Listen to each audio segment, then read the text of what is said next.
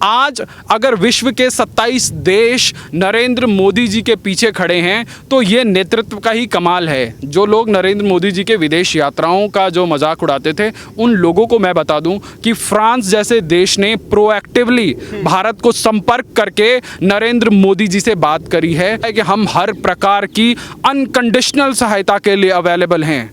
तो चीन को वहीं ठोका जा रहा है जहां चीन को सबसे ज्यादा दर्द होता है। ऐसी स्थिति में जो भारत के साथ नहीं खड़ा है, वो यहाँ के 50 वर्षीय मंद बुद्धि राजनेता साथ खड़े रहकर जो मनोबल बढ़ाने का काम किया है, उसके ऊपर रत्ती भर भी शक नहीं किया जा सकता। आज के पूरे जियोपॉलिटिक्स में एक ऐसे करिश्माई नेता हैं कि जो एक गोली बिना चलाए युद्ध जीतने का मादा रखते हैं। देश में हवा किस बात का था कि पाकिस्तान के पास परमाणु बम है। जिस देश के पास खाने को चावल नहीं है, जिस देश में लोगों को देने के लिए रोटी नहीं है, वो देश क्या परमाणु बम चलाएगा। तो चीन आज अपने ही जाल में ऐसे फंस गया है कि उसने एक्सपेक्ट ही नहीं किया था कि भारत ऐसे रिटेलिएट करेगा। क्यों? इससे पहले इस देश में रोबोट प्रधानमंत्री होते थे जो 10 जनपद से चलते थे। उन्हीं की सरकारें 1990 से लेकर 2012 तक तमाम शांति समझौते करती हैं और उनका राजकुमार आके ये बोलता है कि प्रधानमंत्री जी, हमारी सेना निहत्ती कैसे चली गई। अपने पीछे जो 200 किताबें चिपका के रखते हो, उन्हीं में से निकाल के पढ़ लो तो शायद तुम्हें कुछ पता लगे। देश का एक रोबोट प्रधानमंत्री जब 15 अगस्त को लाल किले से भाषण देता था, तब वो बुलेट प्रूफ शीशों के बीच में जो है भाषण दिया करता था। आज 56 इंच के सीने वाला प्रधानमंत्री जब दुनिया सो रही होती है तो 6 बजे ले में जो है सैनिकों के बीच में पहुंच के उनका मनोबल बढ़ाता है। ये 1962 वाला भारत नहीं है, ये भारत घर में घुसेगा भी और घुस के मारेगा भी। दोस्तों नमस्कार, आज लेह पहुंच गए हैं नरेंद्र मोदी जी। उसको लेकर के पूरे देश में चर्चा है। चर्चा का विषय इसलिए है कि जो चाइना का तनाव है इंडिया के साथ, उसको देखते हुए बिना बताए नरेंद्र मोदी सेना के मनोबल को बढ़ाने के लिए पहुंचे हैं। परंतु यहाँ पर कुछ धुर विरोधी हैं, वो भी यहाँ पर सवाल खड़ा करने लगते हैं। कुछ लोग तो कह रहे हैं कि यूपी में गोली चल गई है और यूपी पुलिस के 8 सिपाही शहीद हुए, उसको दबाने के चक्कर में नरेंद्र मोदी बिना बताए पहुँच गए। तो इसको लेकर के चर्चा करने के लिए हमारे साथ वेद शर्मा जी, हम इनसे जानेंगे सर किस नज़र से देखते हैं। कुछ लोग हैं आरोप लगा रहे हैं कि यूपी में जो इनकाउंटर करने के लिए पुलिस गई थी, उसमें 8 पुलिस वाले शहीद हो गए। इसकी वजह से नरेंद्र मोदी ने प्लान बना लिया लेह लद्दाख का। कंधों से मिलते हैं कंधे, कदमों से कदम मिलते हैं, और जब देश के प्रधानमंत्री सैनिकों का मनोबल बढ़ाने पहुंचते हैं तो दुश्मनों के दिल हिलते हैं। और ये नरेंद्र मोदी जी ने अपने 6 वर्ष के शासन में ये प्रमाण देने की ज़रूरत नहीं है, उन्होंने प्रत्यक्ष करके दिखाया है। चाहे वो दिवाली हो, चाहे वो कैसा भी त्यौहार हो, नरेंद्र मोदी जी ने के अनएक्सपेक्टेड मूव ने पूरे विश्व को जो है आश्चर्यचकित कर दिया है। परंतु मुझे उन लोगों की मानसिकता पर हंसी आती है कि जो लोग आज इस प्रकार की ओछी बयानबाजी कर रहे हैं। यदि जो लोग बयानबाजी कर रहे हैं अगर वो थोड़ा बहुत अपनी पढ़ाई करते हों, राजनीतिक अपना विश्लेषण करते हों, तो जो माफिया जिसके पीछे पुलिस पड़ी थी वो सपा का नेता था। कैसे सपा और बसपा के टाइम पे उस गुंडे को पूरी की पूरी शह मिली हुई थी, ये पूरा उत्तर प्रदेश जानता है। और नरेंद्र मोदी जी के जो भी कदम होते हैं वो बहुत कैलकुलेटेड होते हैं और वो पूरे विश्व को मैसेज देते हैं। परंतु हमारे देश में कुछ टोटी चोर नेता हैं जिन लोगों का अपना तो विजन है नहीं, परोसी हुई थाली की जो उन्होंने राजनीति 5 साल तक जो उन्होंने बेड़ा गर्क किया, राजनीति का भी बेड़ा गर्क किया और प्रदेश का भी बेड़ा गर्क किया, उसके बाद जो है ऐसे जो है आक्षेप लगाते हैं। तो ये दर्शाता है कि उनकी जो राजनीतिक मैच्योरिटी है वो कितनी है। सबसे पहले श्रद्धांजलि उन सभी पुलिस के जवानों को जिन्होंने अपनी छाती पर वो गोलियां ली, और उसके बाद पुलिस ने उन सभी लोगों का इनकाउंटर भी किया। ये अभी जो लेटेस्ट खबरें आ रही हैं। परंतु ये जो लोग इन चीज़ों पर राजनीति करते हैं, जिन्होंने सालों साल अपनी सत्ता में ऐसे दुर्दांत अपराधियों को बचाया और आज जो है वो प्रधानमंत्री पर आक्षेप लगाते हैं, तो बहुत दुखद है। परंतु देश की जनता, प्रदेश की जनता भली भांति जानती है कि ये क्या हो रहा है। हम चर्चा कर रहे थे कि प्रधानमंत्री का लेह जाना ये अचानक से कैसे हुआ। तो अगर हम इसको और ज़्यादा विस्तृत रूप से समझने का प्रयास करें तो this is a sudden move, this is a sheer sudden and unexpected move. आज अगर विश्व के 27 देश नरेंद्र मोदी जी के पीछे खड़े हैं तो ये नेतृत्व का ही कमाल है। जो लोग नरेंद्र मोदी जी के विदेश यात्राओं का जो मजाक उड़ाते थे, उन लोगों को मैं बता दूं कि फ्रांस जैसे देश ने प्रोएक्टिवली भारत को संपर्क करके नरेंद्र मोदी जी से बात करी है। उन्होंने हमारे जो 20 जवान शहीद हुए हैं उनको श्रद्धांजलि दी है और उन्होंने कहा है कि हम हर प्रकार की अनकंडीशनल सहायता के लिए अवेलेबल हैं। तो ये एक विदेश नीति का कमाल है कि आज बड़े से बड़ा देश जो चीन के वुहान वायरस से पीड़ित है, आज वो भारत के साथ खड़ा है। परंतु ऐसी स्थिति में जो भारत के साथ नहीं खड़ा है वो यहाँ के 50 वर्षीय मंद बुद्धि राजनेता जो भारत के प्रधानमंत्री को बोलते हैं कि प्रधानमंत्री छुप गए हैं। आज आप अपने आंख कान फाड़ कर देख लें कि प्रधानमंत्री कहां खड़े हैं। जब आप अपने तुगलक लेन वाले बंगले में टांगे फैला के सो रहे थे, तब इस देश का प्रधानमंत्री लेह में जो है फ्रंट लाइन पर जाके देश की सेनाओं का मनोबल बढ़ाता है। 11,000 फीट की ऊंचाई पर जहां पर पहुंचने के लिए मेडिकल रूप से एहतियातन 1 दिन का समय लगता है, वहां अपने आप को उस मौसम में ढालने के लिए वहां प्रधानमंत्री अचानक से पहुंच जाते हैं। ये प्रधानमंत्री का जो एक कर्तव्य निष्ठा है, जो उनका देश की सेना के प्रति उनका जो विश्वास, उनका सम्मान और जो उन्होंने जो एक साथ खड़े रहकर जो मनोबल बढ़ाने का काम किया है, उसके ऊपर रत्ती भर भी शक नहीं किया जा सकता। अच्छा, देश की जनता को पूरा विश्वास है कि नरेंद्र मोदी हैं तो कहीं ना कहीं चाइना को मुंहतोड़ जवाब भी दिया जाएगा। जैसा कि ऐप बंद किए और उसके बाद आज लेह पहुंच गए। सबसे बड़ी बात यहाँ पर यह आती है कि हमारे प्रधानमंत्री हैं वो लेह पहुंच जाते हैं, 11,000 फीट ऊपर लेह पर वहाँ पर बैठे हुए हैं। सबसे बड़ी बात है कि वहाँ पर सेना का मनोबल बढ़ाते हैं। परंतु चाइना के जो प्रधानमंत्री हैं वो तो ना तो दिखाई दे रहे हैं और ना ही वहाँ से संख्या की गिनती आती है। किस तरह का ये खेल चल रहा है? देखिए, चीन इस वक्त बुरी तरह से बौखलाया हुआ है और अगर मैं नरेंद्र मोदी जी के बारे में कहूं तो वो आज के पूरे जियोपॉलिटिक्स में एक ऐसे करिश्माई नेता हैं कि जो एक गोली बिना चलाए युद्ध जीतने का मादा रखते हैं। मैं आपको कुछ रेफरेंसेस दूंगा जिससे आपको बड़ी क्लैरिटी मिलेगी। देखिए, 2014 से पहले भी इस देश में सरकारें थी, परंतु इस देश में हुआ किस बात का था कि पाकिस्तान के पास परमाणु बम है। जिस देश के पास खाने को चावल नहीं है, जिस देश में लोगों को देने के लिए रोटी नहीं है, वो देश क्या परमाणु बम चलाएगा? जो चीन की भीख पर पल रहा था, जो 2014 से पहले अमेरिका के डॉलरों पर पल रहा था, वो देश क्या परमाणु बम चलाएगा? देखिए, जो गरजते हैं वो बरसते नहीं। और नरेंद्र मोदी इस पाकिस्तान को भली भांति जानते थे। तो उन्होंने 2019 के चुनावी सभाओं में एक जगह बोला, उन्होंने बोला कि आज तक हमारी सरकारों ने जो कुछ भी किया कि हम लोगों ने पाकिस्तान को इतना ज़्यादा इंगेज कर लिया, इतनी ज़्यादा इम्पोर्टेंस दे दी जितनी उसकी औकात नहीं है। अब हम उसको इम्पोर्टेंस नहीं देंगे, अब हम उसको इग्नोर कर देंगे। देखिए, जब आप किसी को पहले की सरकारें पाकिस्तान से डरती थी, आज की सरकार है वो चाइना को भी जवाब दे रही है मुंहतोड़। देखिए, वो एक हमारी जो बायलैटरल फेल्योर था उसका बहुत बड़ा उदाहरण है कि हम पड़ोसी नहीं बदल सकते, पड़ोसी चेंज नहीं कर सकते, परंतु एक जो रोग नेशन हमारा पड़ोसी था पर उसको हम ठिकाने लगा सकते थे। जो कांग्रेस के लोग आज इंदिरा गांधी जी के नाम पे दुहाई देते हैं कि कैसे उन्होंने जो है बांग्लादेश तोड़ दिया जब 91,000 युद्धबंदी बनाए गए थे, तो यदि इंदिरा जी की दूरदर्शिता होती तो उसी वक्त चीन पाकिस्तान को घुटने टिकवाकर कश्मीर का मसला भी सॉल्व किया जा सकता था। परंतु ये उस वक्त के उनके हालात, जो उनकी दूरदर्शिता थी, वो उन्होंने उतना किया। उनका एक दिवंगत प्रधानमंत्री के रूप में सम्मान रहेगा, परंतु आज जब देश का प्रधानमंत्री हर मोर्चे पर भारत की आवाज़ बुलंद किए हुए है, विश्व के हर फोरम पे आज भारत को इग्नोर करके देश की कोई महाशक्ति डिसीजन नहीं ले सकती है, परंतु इस देश के लोग अपनी मानसिक जो है अपरिपक्वता का इतना बड़ा नमूना दे रहे हैं।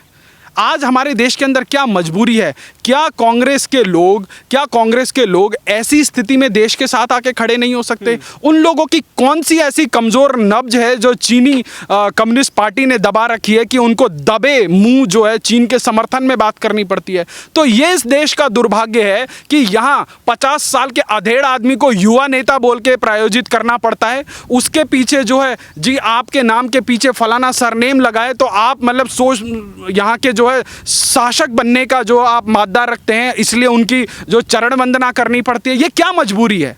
आज हम एक आधुनिक भारत में हैं जहां एक चाय बेचने वाला अपने संघर्षों से आकर जो है बहुमत की सरकार बना लेता, अपने काम के दम पर, अपने करिश्मे पर बनाता है। वो अपने नाम के पीछे गांधी लगा के नहीं घूम रहा था, या वो अपने नाम के पीछे कोई ऐसा बिकने वाला किसी राजा का सरनेम लेके नहीं घूम रहा था।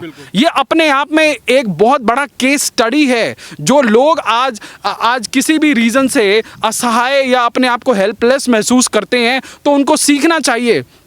तमाम सोशल मीडिया पर ऐसी फ़ोटोज़ हैं अटल जी के दौर की, जब अरुण जेटली जी, सुषमा जी जो है कुर्सियों पर बैठी होती थी और जो है नरेंद्र मोदी जी पीछे ऐसे खड़े होते थे। तो नरेंद्र मोदी अपने संघर्षों से आए हैं और जो देश के लिए उनकी एक सोच है उसके ऊपर देशवासियों को ज़रा भी शक नहीं है। और वो 130 करोड़ लोगों की जो आवाज़ बुलंद किए हुए हैं, आज पूरा विश्व एक सुर में भारत के साथ खड़ा है। और अगर चाइना भारत के ऊपर आक्रमण करने की अगर हिमाकत दिखाता है तो चाइना, मैं आपको बताता हूँ, बर्बाद हो जाएगा। क्यों? क्योंकि एक तरफ जापान खड़ा है, दूसरी तरफ ऑस्ट्रेलिया खड़ा है, तीसरी तरफ अमेरिका खड़ा है। अमेरिका ने अपने 11 जो बड़े युद्ध पोत होते हैं उसमें से 3 जो है साउथ एशिया वहाँ पे जो है साउथ चाइना सी में जो है छोड़ दिए गए। आप समझिए ना कि ये उसकी एक बौखलाहट है, ये उसका एक डेस्परेट एग्रेशन है कि वो जो है जापान के साथ अभी नई खबर सुनने में आ रही है कि रशिया के एक विशेष क्षेत्र को जो है चाइना क्लेम कर रहा है कि जी 1880 से पहले ये जो है चीनी क्षेत्र था और हम इस, तो ये एक वहाँ के नेतृत्व की बहुत बड़ी बौखलाहट है। और यदि इस कॉम्पिटिटिव मार्केट में दुनिया के ऊपर जो है एक अघोषित तीसरा विश्व युद्ध, एक बायोलॉजिकल वॉर थोपने के बाद अगर चीन को लगता है कि मैं जो इंक्रोचमेंट करूंगा तो पूरा विश्व एक सुर में चाइना को चारों तरफ से ठोकने के लिए तैयार है, और वो नरेंद्र मोदी के नेतृत्व में होने वाला है। चीन है कहीं ना कहीं चारों तरफ से घिरा हुआ है और उसकी बौखलाहट सामने आती है, तो कहीं ना कहीं जो कांग्रेसी हैं उनकी भी बौखलाहट सामने आ रही है। उन्होंने कहा है कि लेह तो पहुंच गए नरेंद्र मोदी जी। किसी समय 1971 में इंदिरा गांधी जी ने भाषण दिया था लद्दाख से, तो पाकिस्तान के 2 टुकड़े करा दिए थे। तो क्या नरेंद्र मोदी जी क्या करने वाले हैं? देखिए, नरेंद्र मोदी जी क्या करने वाले हैं, आज ये जो सूत्रों के हवाले से खबर देने वाले खबरिया पत्रकार लोग होते हैं ना, जो दिन भर ब्रेकिंग न्यूज़ चलाते हैं अपने चैनलों पर, उन लोगों को आज उनके सूत्र फेल हो जाते हैं आजकल। वो लोग सूत्र ढूंढते रहते हैं और नरेंद्र मोदी जी सुबह 6 बजे जो है लेह पहुंच जाते हैं फ्रंट लाइन पर अपने सैनिकों का मनोबल बढ़ाने के लिए। तो देखिए, कांग्रेस वालों की एक बहुत बड़ी प्रॉब्लम है, एक साइकोलॉजिकल प्रॉब्लम है। मैं समझाता हूँ आपको ये कैसे है कि आज नरेंद्र मोदी जी जब से भारत की सरकार ने चीन को उसी के सुर में जवाब देना शुरू किया है, कुछ लोग, मुझे समझ नहीं आता कि आज मतलब ये चीज़ एक्सपोज हो रही है कि कैसे मानसिक दिवालियापन के शिकार लोगों के हाथ में इस देश की सत्ता रही 6 दशकों तक। उसी कांग्रेस के नेता लोग कहते हैं कि 59 ऐप बंद करने से क्या होता है। मैं आपको समझाता हूँ 59 ऐप बंद करने से क्या होता है। ये मैं नहीं बोल रहा हूँ, ये चीन का मुखपत्र बोल रहा है कि टिकटॉक जैसी और 58 ऐप को बंद करने का अनुमानित नुकसान, अंदाज़ा लगाइए, $6 बिलियन का अनुमानित नुकसान है। अकेले टिकटॉक को भारत से लगभग 30 से 35% जो है रेवेन्यू आता है, उसको एक दिन में 7 से 10 करोड़ रुपए का नुकसान है सिर्फ टिकटॉक को। ये एक बहुत छोटी फिगर हो सकती है, अगर हम एक्चुअल्स में जाएं तो शायद ये बहुत बड़ी हो। भारत सरकार के तमाम राज्यों ने जो चीन की कंपनियां और चीन को दिए गए ठेके थे वो निरस्त कर दिए हैं। आज की डेट में पिछले 15 दिनों में लगभग 22 से 25 हजार करोड़ का रेवेन्यू साइज का जो ठेका है वो निरस्त कर दिया गया है। तो चीन को वहीं ठोका जा रहा है जहां चीन को सबसे ज्यादा दर्द होता है। यदि ऐप बंद करने से चीन को असर नहीं पड़ता तो चीन का विदेश मंत्रालय जो है खड़े होकर बयान नहीं देता कि ये बहुत दुखद है और हम इसके ऊपर जो संज्ञान ले रहे हैं। सर आप संज्ञान लेते रहिए, मोदी जी ने अपना काम जो करना था कर दिया। भारत में वकील भी नहीं मिल रहे। भारत में वकील नहीं मिलेंगे। हाँ, अगर वकील मिलेंगे तो बताता हूँ कैसे लोग मिलेंगे। कपिल सिब्बल जैसे लोग या प्रशांत भूषण जैसे लोग सबसे पहले इनकी पैरवी करने जाते दिखेंगे, और आपको उससे देशवासियों को बिल्कुल भी आश्चर्यचकित होने की ज़रूरत नहीं है, क्योंकि जहाँ जहाँ पर सिस्टम या देश के खिलाफ वाली कोई भी बात आपको नज़र आएगी, कोई भी ऐसा केस आएगा, वहाँ पे ये इनकी पूरी की पूरी एक फौज है, आपको वो सबसे पहले नजर आ जाएगी। अच्छा, सबसे बड़ी बात है कि भारत है जहां पर जैसे घाव लगा होता है उसी को दबाने का काम करता है। तो कहीं ना कहीं हांगकांग है, हांगकांग पर बाकी के देशों ने भी प्रतिक्रिया दी थी, अब भारत ने भी कड़े जोर से प्रतिक्रिया देनी शुरू कर दी है, तो कहीं ना कहीं वो भी एक बौखलाहट सामने आएगी। बिल्कुल, अब भारत को सिर्फ हांगकांग ही नहीं, भारत को तिब्बत के लिए आवाज़ उठानी चाहिए। देखिए, अगर आप तिब्बत का इतिहास उठा के देखें तो माओ त्से-तुंग के नेतृत्व में तिब्बत के अंदर इतनी मेजर एट्रॉसिटीज हो गई हैं कि जैसे इस दुनिया के मानवाधिकारवादी लोग गूंगे बहरे हो गए हैं, उनको दिखाई नहीं दिया, और चीन ने जो है तिब्बत को कब्जा कर लिया। यदि आप चीन का नक्शा देखें और अगर तिब्बत को चीन से अलग कर दिया जाए तो आप देखिएगा नज़ारा कि चीन कितना बचता है। तो ये जो चीन का जो हॉलोनेस है, जो चीन की जो फर्जीवाड़ा है कि हमारे पास ऐसी टेक्नोलॉजी है, वैसी टेक्नोलॉजी है, अगर उसके पास टेक्नोलॉजी होती तो सिर्फ लात घूसो और लाठी डंडे के युद्ध में कितने लोग मरे उसको बताना पड़ता। आज उसकी हालत ये हो गई है कि गरम निवाला, ना खाए बन रहा है ना उगले बन रहा है, खाऊं तो मरूं ना खाऊं तो मरूं वाली सिचुएशन हो गई है। तो चीन आज अपने ही जाल में ऐसे फंस गया है कि उसने एक्सपेक्ट ही नहीं किया था कि भारत ऐसे रिटेलिएट करेगा। क्यों? इससे पहले इस देश में रोबोट प्रधानमंत्री होते थे जो 10 जनपद से चलते थे।